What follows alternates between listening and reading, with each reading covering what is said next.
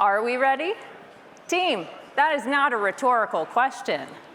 You just watched 4 platforms designed and built to do the remarkable. And you also watched 4 people doing the impossible to keep them ready, holding this whole system up by hand. As Americans, this is not the story we tell ourselves. We tell ourselves the story of the platform, the weapons system, the nuclear-powered submarine cutting through the water, the world-class interceptor leaving its cell, the stealthy bomber gaining altitude. Those stories are true, but the other story is also true. We have spent 40 years pretending these 2 stories have nothing to do with each other. They have everything to do with each other. The distance between them is the only thing I'm going to talk about for the next 20 minutes. Because we cannot keep building the next 20 years of defense the way we've built the last 20. And I think we all know that that is true. On the front lines, decisions happen in seconds. Back home, deliveries take years. In the past 24 months, operational tempo has increased. Institutional tempo has not. The gap between those 2 is what I want you to leave Detroit thinking about. Here's what that gap looks like in inventory. The military fired 25% of its THAAD interceptors in just a few days of combat operations in Iran. That's nearly 2 years of deliveries gone in less than a week. Now, that might not be a problem, except the reorder lead time on those rounds is 30 months. That is not just a supply problem. That is the gap, measured in months, happening in real time between the inventory the warfighter just used and what is required to be replenished for tomorrow's fight, not the fight in 2.5 years.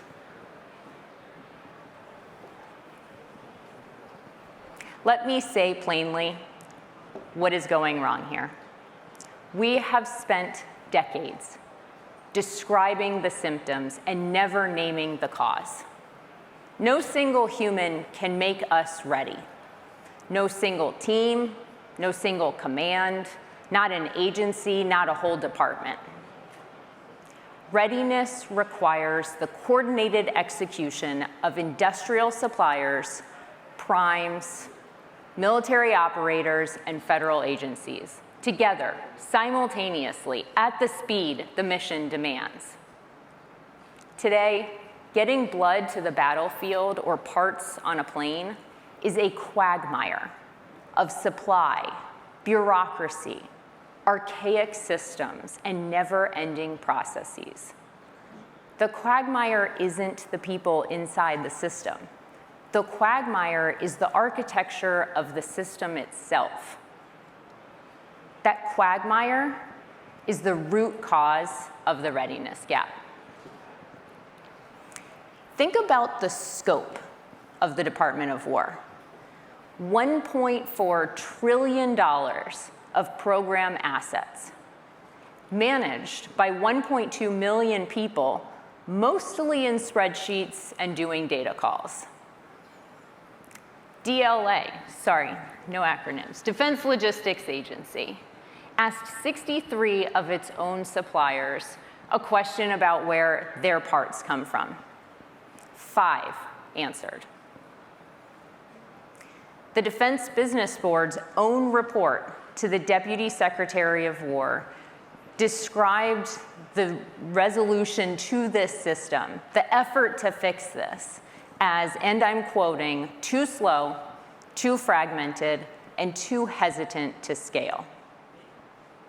This is not an indictment of the people doing the work. These people are doing their jobs with what they have. In fact, it is through their brute force that this system has held up as long as it has. The architecture of this outdated system is the problem. So we are redoing the plans. We can't afford not to. $700 million a day is spent on the readiness of US military systems, more than at any other point in US history. And yet, by every measure that matters, readiness is actually trending in the wrong direction. What used to take 6 years to field now takes 12. What used to be achieved in 3 to 5 years in order to reach full rate production now takes a decade. Nearly 3 out of 4 aircraft that enter depot maintenance exit late, and that's a number that's doubled in the past 5 years. We are spending more money than we ever have, and we are getting less than we used to. Capital is not the problem. The return on investment is. Some good news. There is massive upside for America in solving this problem. First and foremost, we deliver for the warfighter, those on these front lines. And how do you quantify that? Gaining 30 more ready days across the entire US arsenal unlocks roughly $20 billion. That's the value that can be created every year. That $700 million a day figure is the floor. It doesn't include RDT&E or the people or the fuel or the training required to operate the force. The number is conservative on purpose. 30 days of readiness generating $20 billion of value is the modest case. We aren't asking the government to spend more money. We are showing them what we are already leaving on the table every single day. We need a revolution in the way we think about readiness. Today, readiness is defined as a target, a static rating, a box checked at the end of a cycle, or some numbers, and of course, a stoplight chart in yet another reporting dashboard. That definition is wrong, and it perpetuates the problem. Ready is a real-time condition that must be continuously achieved. That is the true definition of readiness. The live state of every component, every supplier, every program, every depot, every operator at the moment that the mission requires them to be available. Today, we do not have a system that holds this condition. We have a system that reports on it. Policy won't get us there. Modernization, transformation, all of these things are necessary, but they alone will not get us to where we need to be. So what will? A category we have been circling for a decade and not naming. The category lives in the work that the defense enterprise is already doing. By hand, in pieces, on lists people keep themselves. What has been missing is the language for it, and the solution. A platform that makes it all add up. Enterprise readiness. That's the category. Enterprise because no single actor can do it alone. Readiness because the only measure that matters is whether the force is ready to fight now, tonight, whenever and wherever you need it. Enterprise readiness is the category that makes coordinated execution possible among suppliers, primes, operators, and agencies in real time at the speed of the mission. It's not a workflow. It's not a dashboard. It's not acquisition reform. It is a continuously held state. This category is what we have been building for our US government customers for the better part of a decade. Quietly, mostly quietly. Inside programs that you know well.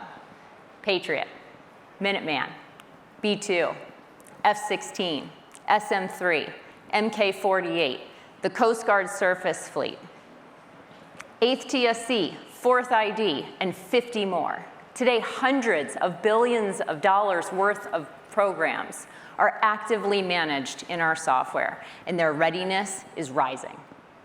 Enterprise readiness is not a category that we are predicting. It is the work we have already been doing. And today, we are simply naming it. We've built the platform that has done this and is doing it today. We've been building it for 8 years. We started from scratch, and it gets better every day. Until today, that product has had our old name on it, the name we started with, and a name we're proud of, but one that doesn't reflect the work that we do today. So starting now, the company has a new name. The name is AIR.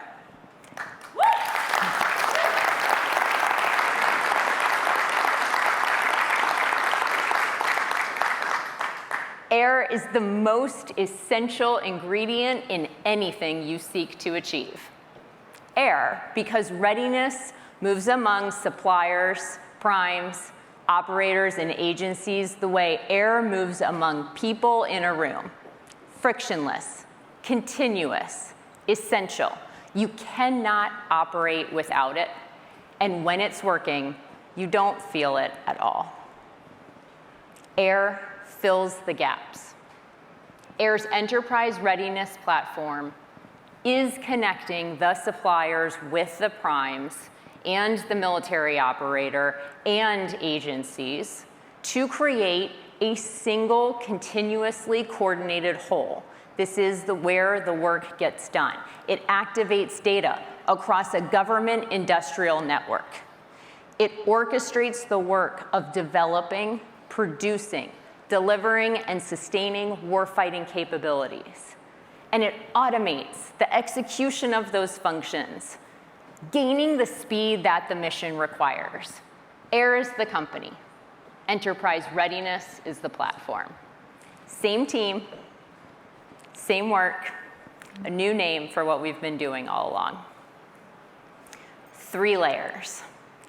At the base, activation, the data layer. Every operational system, every supplier database, every enterprise ERP, every edge device integrated into one readiness graph, continuously updated, trusted, and governed. The single authoritative view of the force. In the middle, orchestration. Purpose-built AI agents that turn data into action. They reason, they anticipate, they prioritize, they coordinate across the entire defense lifecycle simultaneously. On top, execution. The work itself. Develop, produce, deliver, sustain. The 4 phases you just watched those 4 service members perform through brute force to achieve readiness, this is the alternative. We have covered a lot of the challenges. So let me tell you a little bit about the other half of the story. In the Pacific, there's a theater sustainment command that runs the longest, most contested supply lines we have. Last year, our software platform saved them 610 equipment down days combined. That's 610 total days across vehicles and aircraft that were mission ready when they otherwise would have been grounded. Their supply officer, chief warrant officer, said it in 8 words. This is the future of the supply office. A Navy maintenance decision used to take a 12-person team 12 hours to complete. It now takes 1 analyst 5 minutes. The program office that runs that process wrote a recommendation that the Navy fund this across every major maintenance command in the fleet. And the agency, the one that GAO said they know nothing about their suppliers, is now, today, answering questions about those suppliers that the prime hasn't even thought to ask. This is what closing the gaps looks like.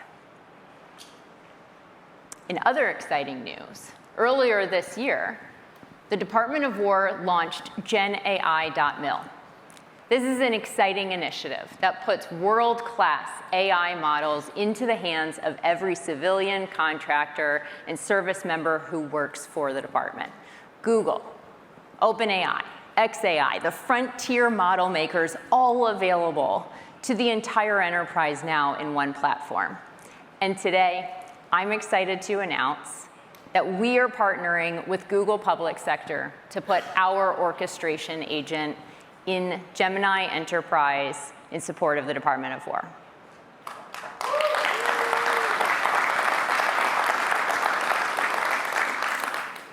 Let's come back to where we started. Think about that video, the Navy engineer with a laser on a ship that can take down a drone for the cost of a single tank of gas. Today, that laser is fielded on one other ship. The Army officer waiting on parts from a supplier for more than a year and keeping tally in a green notebook. The Marine chasing parts and filing paperwork for parts that the system has already approved. Our Air Force maintainer, she tracks 900 hard-to-find parts in a spreadsheet because she lacks the confidence that the supply chain will deliver. Meanwhile, most of those parts have been sitting on shelves in depot the whole time. And it isn't just them. It's also that tier 3 supplier, the machine shop in Ohio, that no one ever gives an order to because they don't realize it exists. And yet that machine shop would be happy to fill the order if someone called. It's the personnel at DCMA who log into 3 different systems just to confirm one single country of origin. Every single one of them is holding a piece of readiness up by hand because the architecture won't hold it up for them. None of these people are the problem. These people are the heroes. They are the only reason this system has held this long.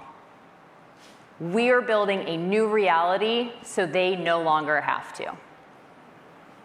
Advancing and expanding our industrial base is important work. But for that to actually be effective, we need to connect the one that we already have. We need to make readiness, the actual real-time condition of the force, something the enterprise can hold in a continuous state. That is enterprise readiness. That is the work.